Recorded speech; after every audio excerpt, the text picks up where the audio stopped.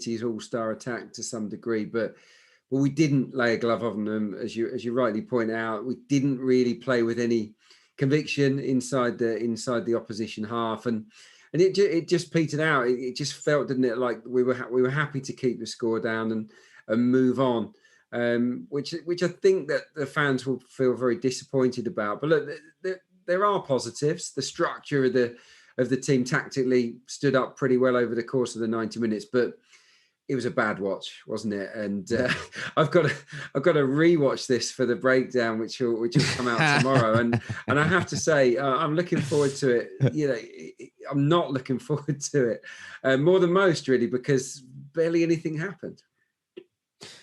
It's a frustration, I guess, and I think you've hit the nail on the head, because I've had a look on social media and there's a lot of Arsenal fans that are upset, not necessarily about the result. I think it's more about the way we went about it. You know, we're only 1-0 down, halfway through the second half. Really, you know, we could have went for it. We could have tried to get something out of the game, but it didn't really feel like that. It felt like, as you rightfully say, we were happy just not to get pumped by Manchester City, you know? Exactly, yeah. And look, there are positives to having a respectable result against the Manchester City side. Confidence won't be dented too much, but sometimes I feel that even if you might get beaten slightly heavier, the team can take away more confidence at times by testing the opposition and by maybe scoring a goal or creating more chances against a real top quality side. They'll come away feeling, look, we gave it a go and we really did cause them one or two problems. We can't take that away from this game. We caused them no problems really in the second half. It was just flat, wasn't it? And yeah, I feel like our defensive shape overtook everything else in the encounter, and as a consequence, City took what they had. They didn't overextend themselves, and we were relatively content to take the 1-0 loss, which I don't think sits well with the supporters. But I can see it from a coach's point of view. I really can, because if we lose 3 or 4 here tonight, going to that Benfica game, with a lot of bad publicity and perhaps heads, chins on the floor, but. But yeah, it's one of the. It really depends which way you look at it. Mikel, I'm sure we'll see more positives than maybe the supporters. I guess one thing that did come out of it, before we get into the 3 things that we learned from tonight's performance, one thing that did come out of the game is we will forever be a pub quiz question, I believe, in the future, because correct me if I'm wrong, but that was the first concussion sub, I believe.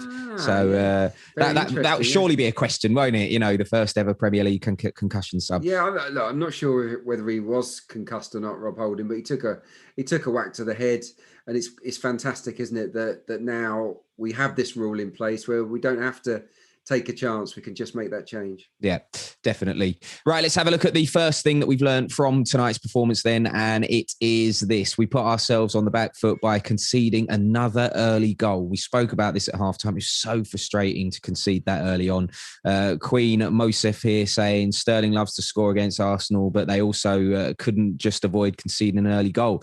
Now they have to chase the game, and against City, it's always going to be hard. And Muggo here says that early goal signifies our usual slow start. When are we going to learn? When? An early goal usually means doom for us, more so, especially against Manchester City. Yeah. I mean, getting back into any game, any Premier League game, Clarke, is difficult, but against this Man City defence that you spoke about pre-match, just double hard, Oh, so hard. Yeah. And it was the worst possible start. They swarmed all over us, didn't they? And we made a very, very bad defensive mistake. I think, Tierney, can he get tighter to stop the cross? I wouldn't criticise him too much. Maybe he could.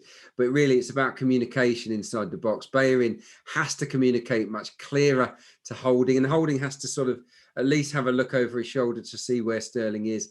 Neither man does that, and he has a free header. Sterling shouldn't be scoring headers inside our penalty box. That said, wasn't it a good header? It was a fantastic header, unsavable from Bernd Leno's point of view. But no, I mean, we conceded early to Spurs. We conceded very early in the game against Aston Villa, and we didn't have that gear change. I think that's the one issue I would have with Arteta's Arsenal at the moment, is when we do fall behind, do we have that, and I label it a gear change, have we got something else up our sleeve to get us back into the game, or will we just persist with the same approach that we planned ahead of kickoff anyway, and hope that something changes. That for me, I think, is an area we can definitely work on moving forward. Even a shape change. For me, the 4-2-3-1 didn't really work, certainly not in terms of when we had the ball today. We could have potentially gone for a 3-4-3 or a 3-5-2 just to mix things up in the second half, to ask different questions of Manchester City. It was like for like, and being truthful, nothing changed, did it? And No. that, I think you could level that at the team on more than one occasion this season. So having a plan B in game, in terms of in-game management, I think that's something we can do a little better moving forward. Yeah. Right. The second thing that we learned from tonight's performance then is Arteta's game plan helped us stay in the game, but we lacked attacking conviction. We kind of been touching on this throughout. You know, we managed to stay in the game, but we didn't really threaten or look as if we were going to take anything other than a loss. Yeah, exactly. Yeah, I mean, I remember Liverpool, we stayed in the game for a long time, but ended up losing the match 3-1, and we've stayed in a lot of games this season. It was the same again today. I think we deserve a little bit of credit for the discipline. The tactical structure was okay, but in terms of attacking conviction, there wasn't really any, was there? And whenever we did get into the final third, the cross didn't really have that much quality or belief on it, and we didn't really test Ederson. The closest we really came to upsetting them was a mistake from João Cancelo himself, which Ederson sort of dealt with a crazy volley underneath his own crossbar. They could have gone anywhere. That was kind of as exciting as it got for us. And in a home game, we are Arsenal, of course. We're not Burnley. We're not West Bromwich Albion. In a home game against anybody, I think we're looking for a little bit more excitement. We're looking for more shots on goal. We're looking for more belief. And so the attacking conviction part, I think, was a real frustration today. But we did stay in the game, and for that, we deserve an element of credit, because it could easily have run away from us. Yeah. Our heads could have gone. We could have. How many times has it happened before where Arsenal have really gambled, chasing a match, and then they've been out of sight? Villa is a prime example earlier on in the season. We're out of sight. 3-0 down early doors, and the game's horrendous then. So we've learned from that, but I think we're looking for more. Yeah. Right, third and final thing then that we can take, and we've learned from tonight's performance, it is this. Apart from one early error, our off-the-ball structure stood up to City's brilliance. We've got a couple of tweets about this topic. Matt here saying Arsenal have controlled this game brilliantly. That mistake right at the start being the difference between the sides. And we've got one here from Sif who says Arsenal's defensive game plan is working pretty well. It's only individual errors and lapses of concentration letting them down. But tactically, he's spot on. I just don't think they'll maintain this level of concentration. Well, they did. But I think that the thing for me that I take from that, Clarke, is that I think it was a level of, yes, we controlled the ball pretty well in certain areas of the park, but Manchester City allowed us to do that. Oh yeah. No, they weren't stretched by us at all in this game. We didn't control anything brilliantly in the game, but I think that Arteta's defensive game plan in terms of the shape, where he wanted his central midfielders to drop in. We saw Granit Xhaka now nearly very, very deep at times, pretty much going man to man to Gundogan and Bernardo Silva, and Saka was pretty much man to man with João Cancelo.